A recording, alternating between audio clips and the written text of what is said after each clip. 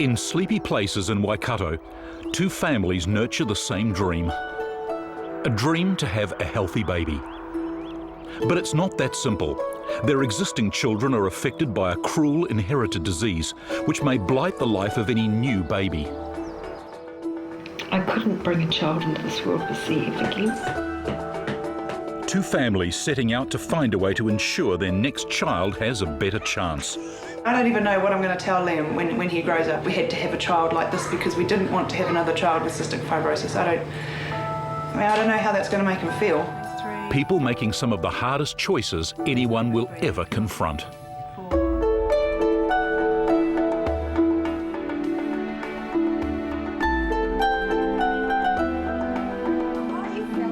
The first 3 weeks we didn't know anything was wrong and we were just enjoying Chase as a baby. From the moment we got the phone call from the doctor, our lives have been consumed by CF.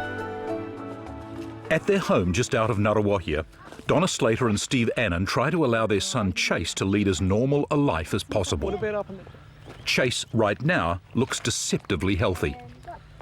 But he suffers from cystic fibrosis, a condition passed down to him by a genetic quirk in the DNA of both his parents.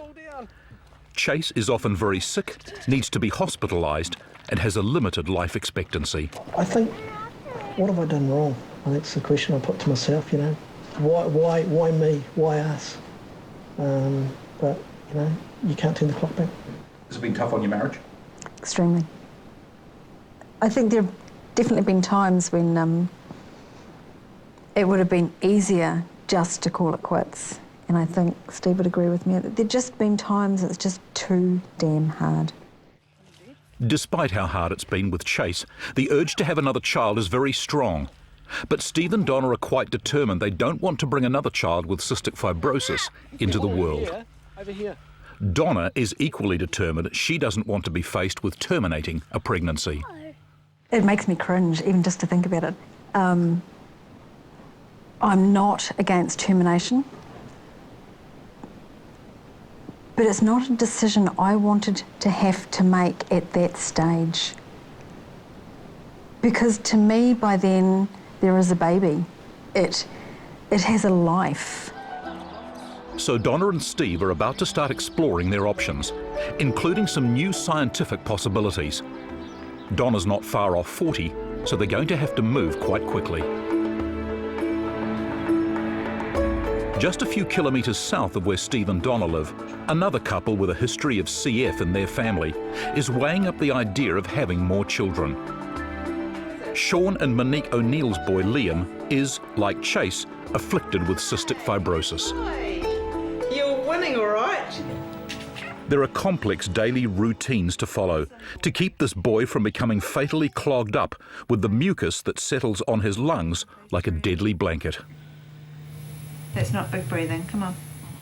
Each day's health for Liam depends on a rigorous adherence to medical protocols. This is Liam's prescription drugs that he takes every day. These here are enzymes, and Liam needs these to digest his food. He probably has about that many a day, and he can sort of swallow, you know, 1 to 2 at a time now, which is really good. Whereas before we had to open the capsules up when he was little and put them on some pureed apple and get him to eat it like that. He also has Losec, which is for stomach acid because he gets reflux. And Liam's on an antibiotic at the moment because he's had a really bad chest infection, and it's his 4th lot of antibiotics in the last 3 months or so, which is unfortunate, but that's how it goes with cystic fibrosis. There's something else pretty grim in play here. Chase, as a child with CF, faces the ever-present risk that the condition will drastically shorten his life. I don't want to get to 50 and not have a child and not be a mother. And by staying with only having one child, that is a high probability. Steve has always said he's open to having more children, but he says the choice is ultimately Donna's to make. He's doing a pretty good job, isn't he? She seems like a strong woman.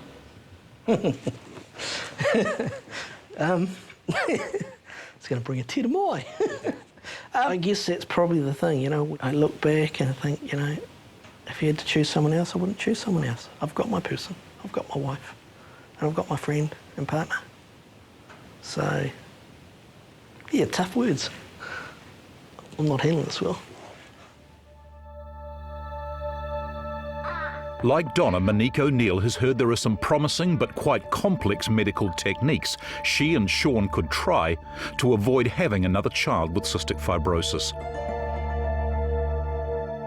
For Sean and Monique, the decision to try again for a healthy baby comes after they've already experienced a world of pain and disappointment. These are people who, like so many other couples, ventured into married life with a blissful hope that their kids would be healthy and normal.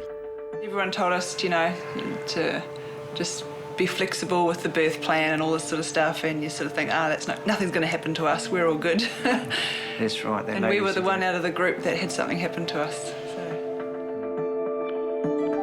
Their first child, baby Lily, born in early 2001, was grievously ill from the moment she took her first tortured breath. But there was hope. I remember talking with a paediatrician there, and he sort of said, oh look, it looks like there could be a bowel obstruction of some sort. So what we might do is we'll shoot over to Waikato, she was born in Tauranga, and do an x-ray, and they might just cut a little piece of the bowel out and join it up, you know, that was that sort of scenario. They made it sound really simple and easy, and there was no drama. Probably just... Well, at that stage they didn't know any more than what we did, really, did they? Yeah. Lily went downhill rapidly. As a mum, new baby, you want to touch your baby, and they were saying don't touch her, and I would just lay my head on, because she was in an open incubator, and I'd lay my head down like that just next to her head and just, you know, touch her and stuff, and I was like, I'm not allowed to touch her, she's my baby. Lily lived for 8 days. Final diagnosis, she'd had cystic fibrosis. It wasn't just like our daughter had passed away, it was like we had double grieving, because it was our genes that were defect, so to speak, and the potential of more children being like that, and it was grieving for loss of what was supposedly normal, I guess. It was Sean who decided after that he didn't want to father any more children if there was a risk they'd be born with cystic fibrosis. But babies don't follow the script, and neither do some mums and dads. So when Monique got pregnant with Liam, they decided this was a baby who was going to be born. No prenatal testing, no going back. Liam was a stunning wee boy, but news about his health came all too soon. I remember it vividly. We called in to the paediatrician's office, and he sort of sat down, and he's a good guy, this paediatrician. He didn't beat around the bush. He said, look, Liam has got cystic fibrosis, and we sort of felt when we even arrived there that was the diagnosis. And I remember Monique was holding Liam, and she actually gave him to me, and she just, you know, she was pretty upset. We all were pretty upset, of course.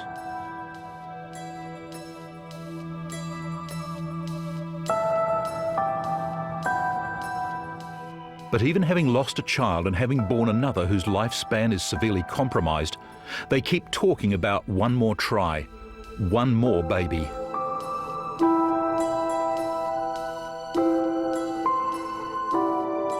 So where do two couples go in their quest for a healthy baby? Onto the horizon for both families has come a ray of hope, a medical technique which may be able to help them. But the cost to them, emotionally and physically, may be among the hardest rides they've ever had to take.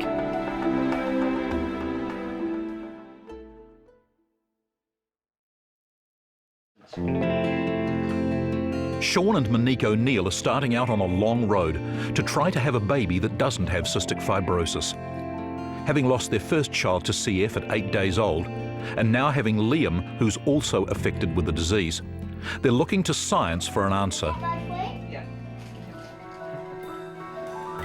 In mid-2005 came a promise of hope in the form of a technique called pre-implantation genetic diagnosis, PGD for short.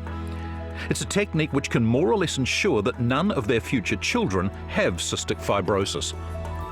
PGD is in vitro fertilisation, in other words, fertilisation in the lab, with a couple of extra steps. If they qualify for the treatment, fertility specialists can use Sean's sperm to fertilise 2 or more of Monique's eggs, then test any resulting embryos to determine if the potential baby has cystic fibrosis. Then the embryos that are found to be unaffected by CF will be reimplanted into Monique to see if she'll get pregnant.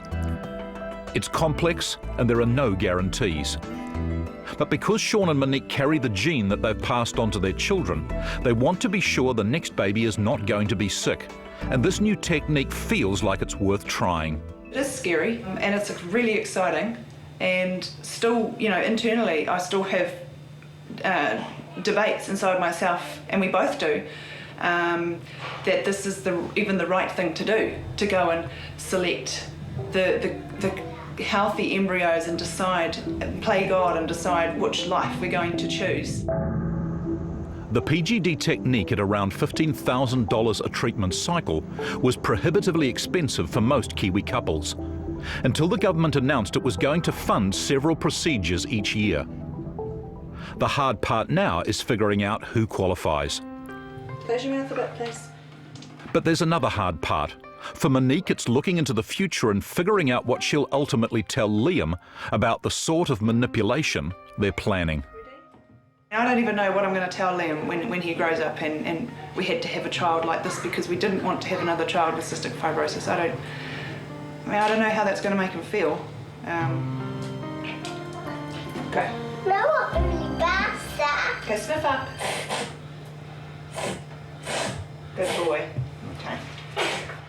Up the road in Ngaruawahia, Steve and Donna have heard about PGD as well, and they're keen to see if they can have a healthy sibling for Chase.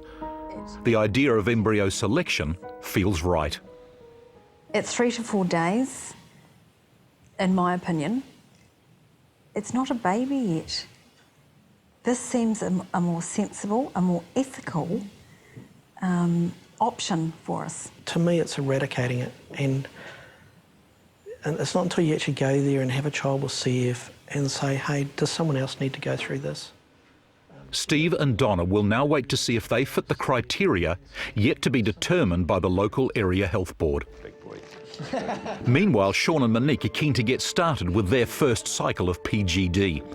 They've learned from fertility specialist Richard Fisher they're entitled to 2 attempts under the government's funding formula. But you're young, and we're likely to get enough embryos that we'll have a sufficient number to screen, that we'll have a sufficient number to have nice embryos to put back, and we would put one back at a time. Well, the technologies, when they're just, success is not necessarily, and I think those are the things we're going to continue to talk about, is what's the likelihood of success. I mean, Monique's young and she's got a good chance of success, but there is no guarantee in IVF, no matter what reason you're doing IVF for.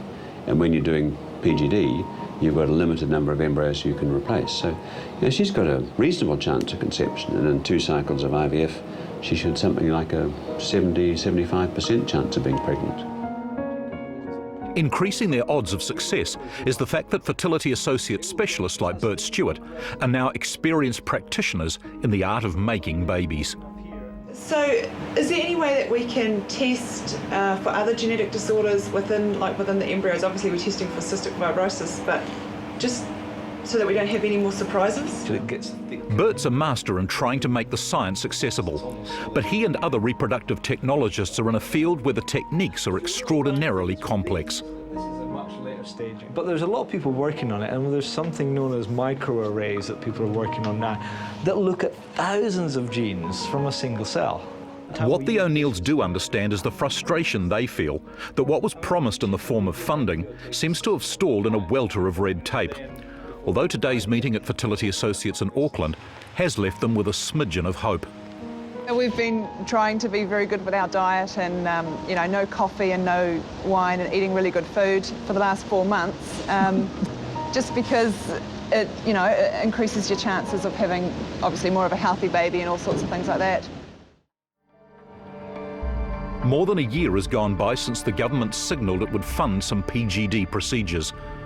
But district health